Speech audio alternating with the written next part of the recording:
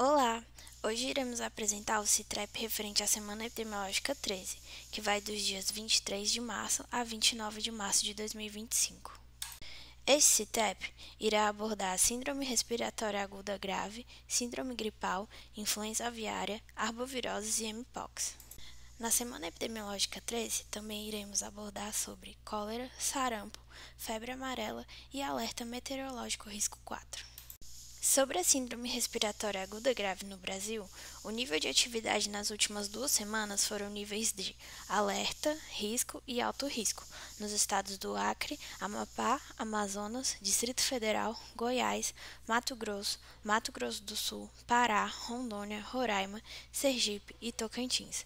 Já sobre a tendência de aumento a longo prazo, os estados do Acre, Amapá, Distrito Federal, Mato Grosso do Sul, Pará, Rondônia, Roraima e Sergipe apresentaram 95% de chance de aumentar o número de casos de síndrome respiratória aguda grave. Referente ao ano epidemiológico de 2025, já foram notificados 94.635 casos de SLEG até o presente momento, existindo assim um aumento de 14,59% do número de casos em relação à semana epidemiológica anterior.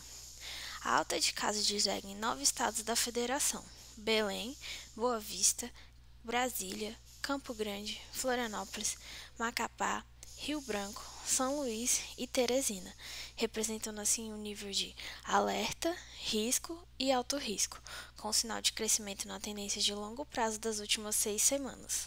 Em relação à incidência de SLEG no Distrito Federal, o gráfico indica um aumento dos casos comparado à semana epidemiológica anterior. Os casos ultrapassam o nível de moderado, se aproximando do nível alto.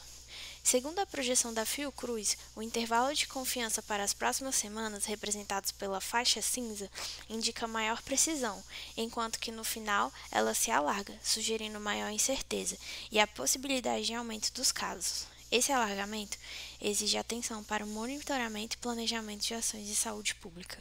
A quantidade de atendimento por síndrome gripal nas unidades de saúde em 2025 ainda é menor quando comparado ao mesmo período do ano anterior. Porém, é possível identificar um aumento nos registros em relação às semanas anteriores do ano atual.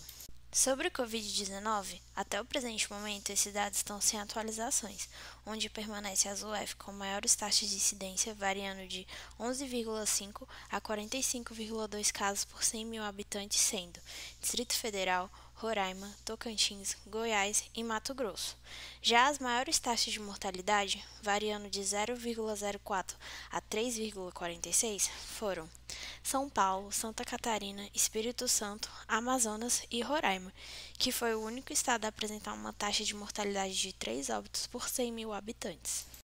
Os Estados Unidos permanecem com 18 estados com rebanhos afetados.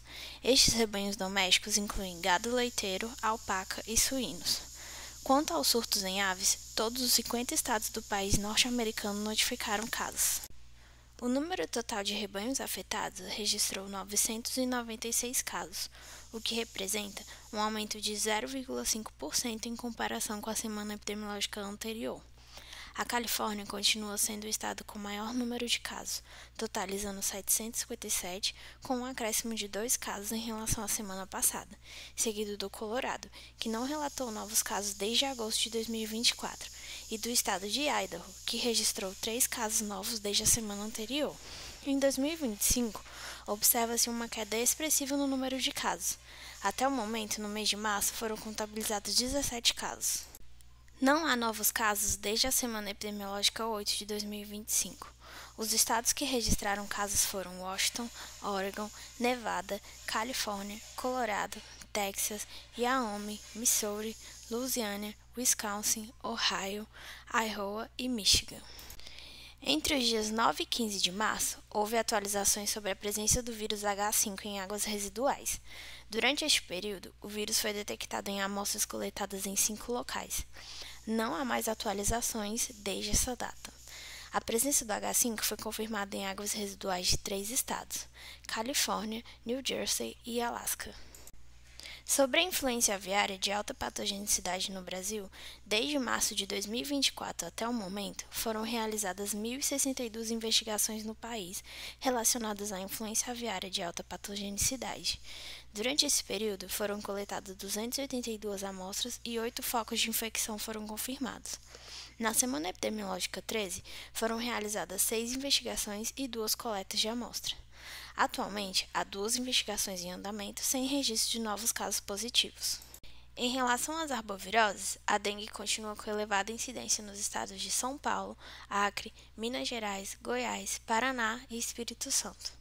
O número total de casos prováveis de dengue no Brasil, até a semana epidemiológica 12 de 2025, é de aproximadamente 750 mil, enquanto no mesmo período de 2024, o país registrava 2,8 milhões de casos. Isso representa uma queda de 73,17%. Até o momento, no mês de março, foi observada uma redução de 12,5% no número de casos prováveis em comparação ao mês de fevereiro. No entanto, o mês ainda não se encerrou e novos casos podem ocorrer. Quanto ao percentual de óbitos por dengue, observou-se uma redução de aproximadamente 83,7% ao comparado no ano de 2024 com 2025 no mesmo período. Até a semana 12, foram registrados 430 óbitos, dos quais 307 ocorreram no estado de São Paulo. Com relação à chikungunya no Brasil, até a semana epidemiológica 12 de 2024, foram registrados aproximadamente 150 mil casos prováveis. No mesmo período de 2025, os casos prováveis foram de 53 mil, representando uma redução de 64,9%. Até a semana 12 de 2025, o estado de Mato Grosso representou a maior incidência, seguido por Mato Grosso do Sul. Quanto ao Europush, os casos até a semana epidemiológica 12 de 2025 permanecem os mesmos registrados até a semana epidemiológica 11. São 6.683 casos confirmados, dos quais 5.090 ocorreram no Espírito Santo. Quanto à situação global da Mpox, os dados ainda não foram atualizados desde a semana epidemiológica passada. Foram 60 países que comunicaram o caso, sendo 7.091 casos e 28 óbitos desde o início do ano. Sobre a situação de sarampo nos Estados Unidos, até o dia 27 de março de 2025, foram confirmados 483 casos de sarampo em 20 estados, o que representa um aumento de 69,4% em relação ao total de casos registrados em 2024. 5 surtos distintos foram relatados em 2025, com 93% dos casos relacionados a estes surtos. Do total de casos, 70 pacientes foram hospitalizados, com um óbito confirmado e outro sob investigação. Na distribuição por faixa etária, observa-se que a maior parte dos casos está concentrada na faixa etária de 5 a 19 anos, representando 42% do total de casos registrados. Adicionalmente, 97% dos pacientes informaram que não foram vacinados ou não se lembram de terem recebido a vacina contra o sarampo. Sobre o sarampo no Brasil. No dia 14 de março, foram confirmados 2 casos de sarampo em crianças menores de 1 ano não vacinadas da mesma família em São João de Meriti, no Rio de Janeiro. Ambas apresentaram sintomas típicos, tiveram testes positivos e passam bem. No mês de fevereiro, uma outra criança já havia se infectado com sarampo em Itaboraí, Rio de Janeiro, e passa bem. A Secretaria de Estado de Saúde do Rio de Janeiro, em parceria com o Ministério da Saúde e a Prefeitura de São João de Meriti, estão promovendo ações de busca ativa, varredura e estratégias de vacinação na região, sem novos casos confirmados no estado até o momento. A respeito do caso de sarampo confirmado no Distrito Federal, de uma mulher entre 30 e 39 anos com histórico de viagens internacionais, a Secretaria de Saúde do DF implementou ações de controle e monitoramento dos contatos da mulher com estratégias de bloqueio vacinal seletivo. A mulher passa bem e não foram registrados novos casos. Houve mudança significativa da situação da febre amarela na América do Sul nesses primeiros meses de 2025. Entre as semanas epidemiológicas 1 e 12, foram confirmados 131 casos de febre amarela em 4 países sul-americanos, com 53 óbitos, uma letalidade aproximada de 40%. O Brasil lidera com 81 casos e 31 óbitos, seguidos da Colômbia, Peru e Bolívia. Chama a atenção a ocorrência de casos fora da região amazônica, como no estado de São Paulo e Minas Gerais, o que sinaliza uma ampliação do risco em áreas não endêmicas. Entre as semanas epidemiológicas 1 e 12 de 2025, o Brasil registrou 81 casos confirmados de febre amarela, com 31 óbitos e letalidade de 38%. A maioria ocorreu nos estados de São Paulo, Pará, Minas Gerais e Tocantins. A exposição ao vírus aconteceu principalmente em áreas silvestres, ligadas a atividades laborais e recreativas, reforçando assim a necessidade de prevenção para grupos de risco. Apenas um caso tinha histórico de vacinação, destacando também a importância da imunização na redução de casos graves e de óbitos. A vigilância epidemiológica também identificou 442 epizootias em primatas não humanos, com 47 confirmações para a febre amarela, indicando circulação ativa do vírus e a necessidade de um monitoramento contínuo. Diante desse cenário, é essencial intensificar a vacinação em áreas de risco, fortalecer a vigilância epidemiológica, além de capacitar profissionais de saúde para o diagnóstico e maneira adequada. Em relação à malária, o Instituto Nacional de Saúde Pública da República Democrática do Congo informou que testes confirmaram que a doença, que inicialmente não foi identificada e registrou mais de 50 óbitos no noroeste do país, era a malária. Pelo menos 943 pessoas adoeceram e 52 morreram na província de Equateur no início do ano. Os sintomas apresentados foram de febre, fadiga, vômitos e perda de peso. As autoridades de saúde disseram que, em fevereiro, a suspeita era de malária ou intoxicação alimentar.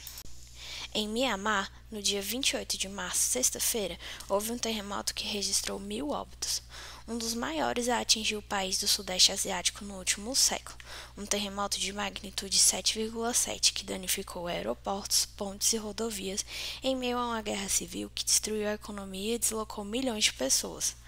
Neste sábado, 29/3, o governo militar disse que o número de mortos em Mianmar subiu para 1.002.